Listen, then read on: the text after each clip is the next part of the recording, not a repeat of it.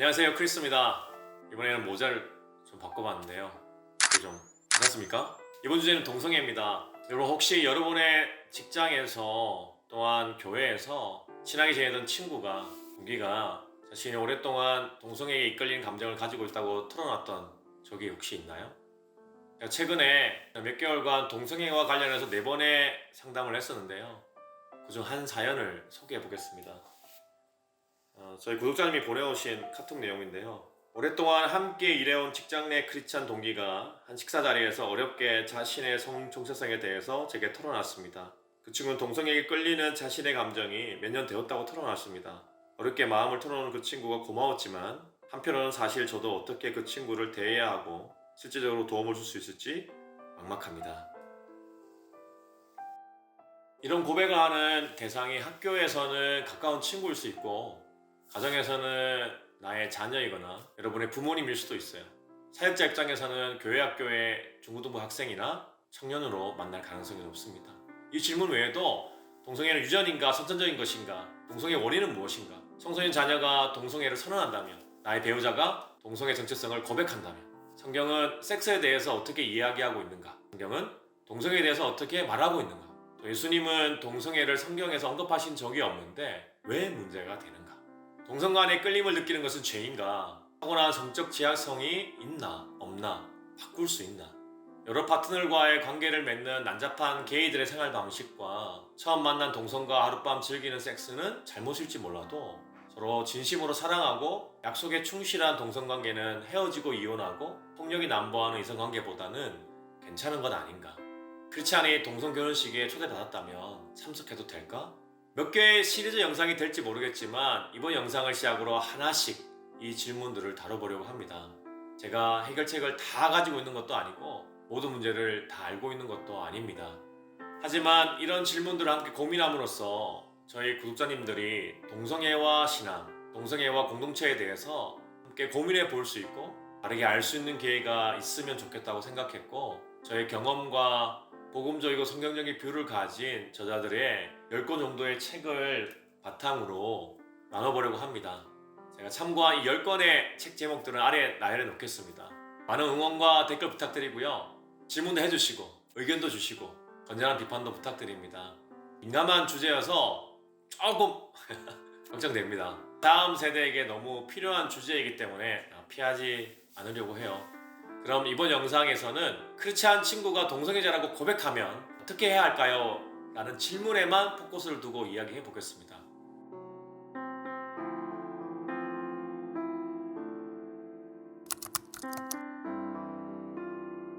청년들, 젊은 부부들과 사역했던 시간 동안 이런 경험이 여러 번 있었습니다.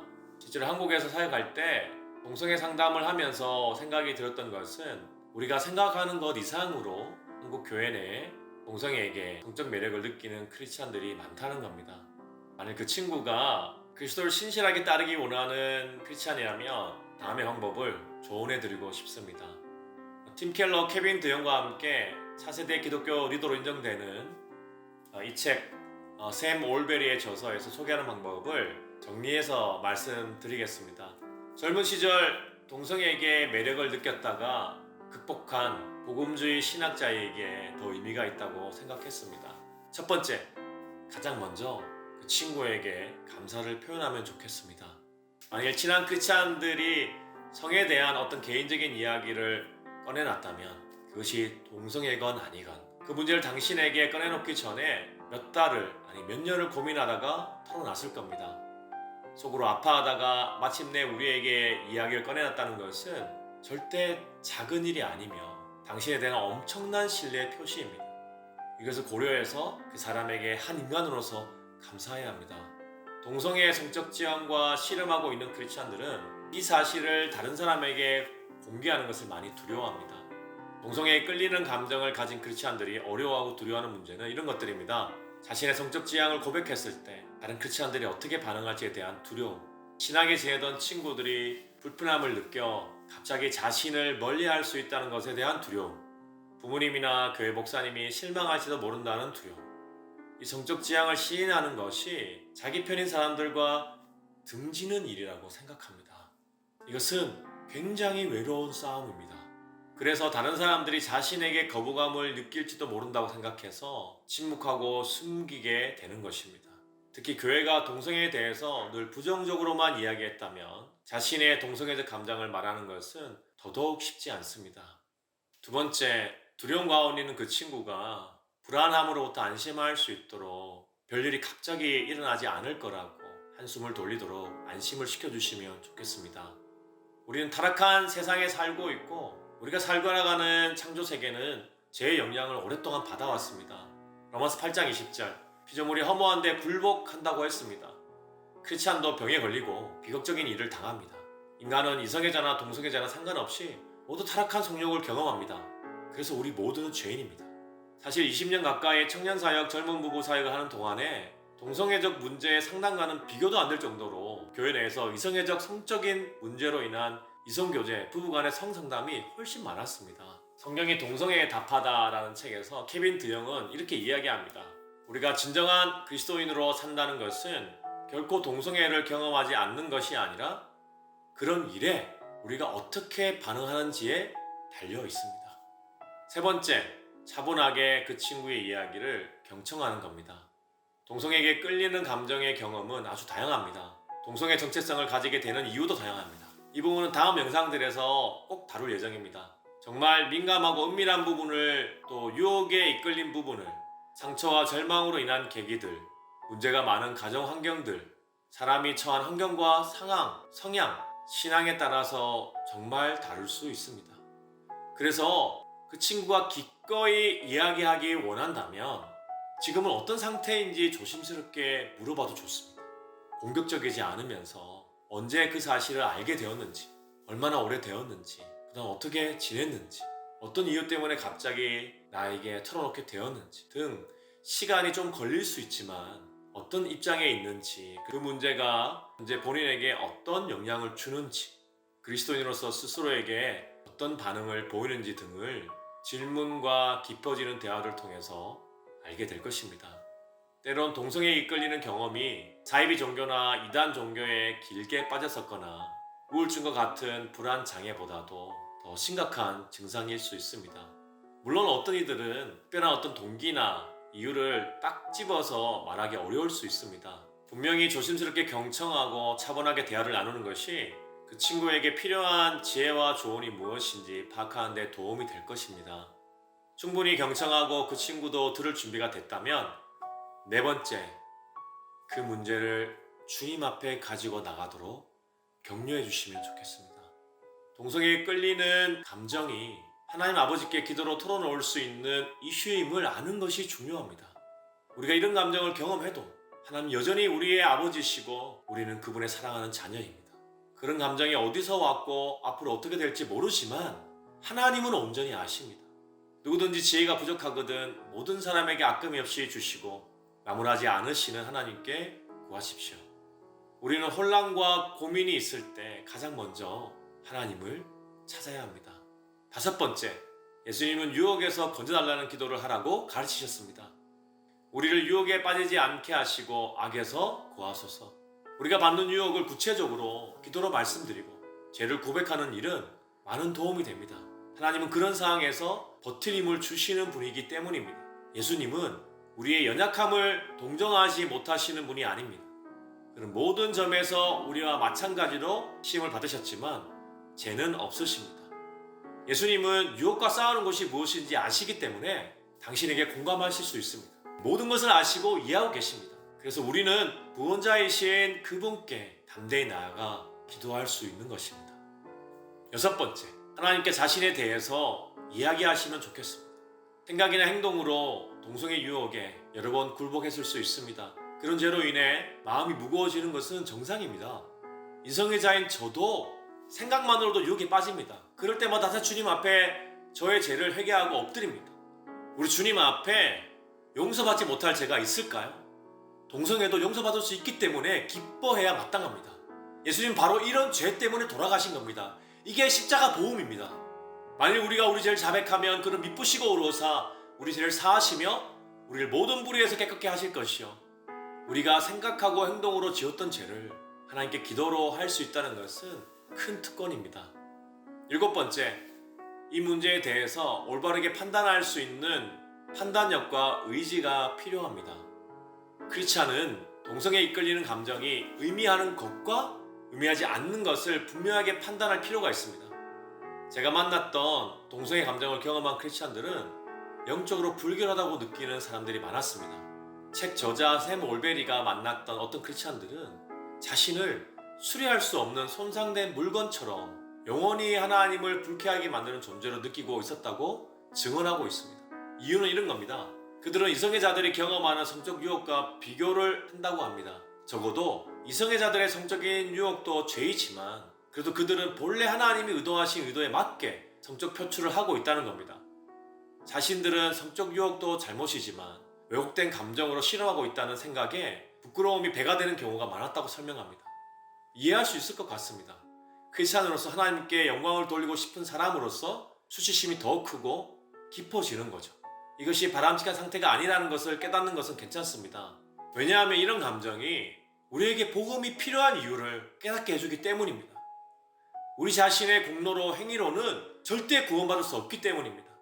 우리가 무엇에 대해서 올바르게 판단해야 하냐면 우리가 끊임없이 유혹에 흔들려도 누구든지 그리스도 안에 있으면 하나님 보시기에 거룩하고 흠없는 자로 이미 세워졌습니다.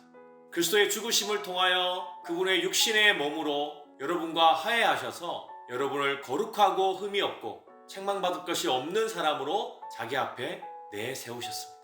하나님의 거룩하고 흠이 없고 책망할 것이 없는 자녀라는 그 사실이 흔들리지 않습니다.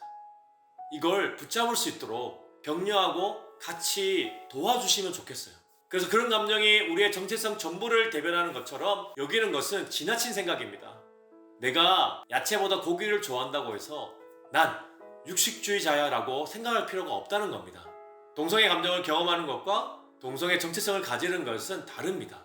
이것도 다른 영상에서 설명해 보겠습니다. 우리는 성과 정체성을 거의 동일시하는 문화에 살고 있어서 동성애 감정을 경험하는 것이 당신이 근본적으로 동성애자임을 의미한다고 생각하게 만듭니다.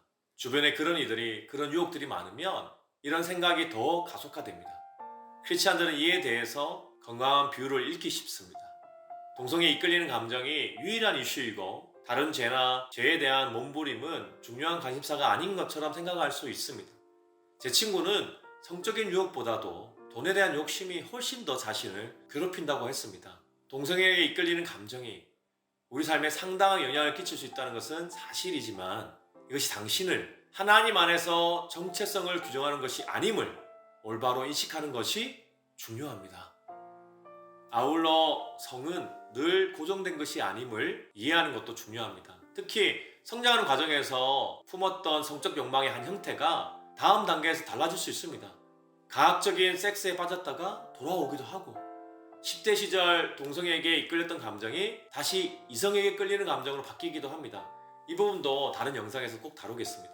다시 말해 처음으로 동성애에 이끌리는 감정을 경험한 사람이 이것을 남은 생에 내내 안고 가야 할 성적 지향으로 여길 필요가 없다는 겁니다.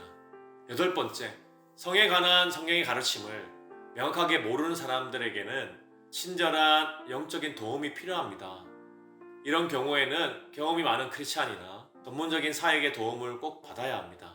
9번째, 도움이 될 만한 영적인 친구들, 멘토들의 지지와 격려가 필요합니다.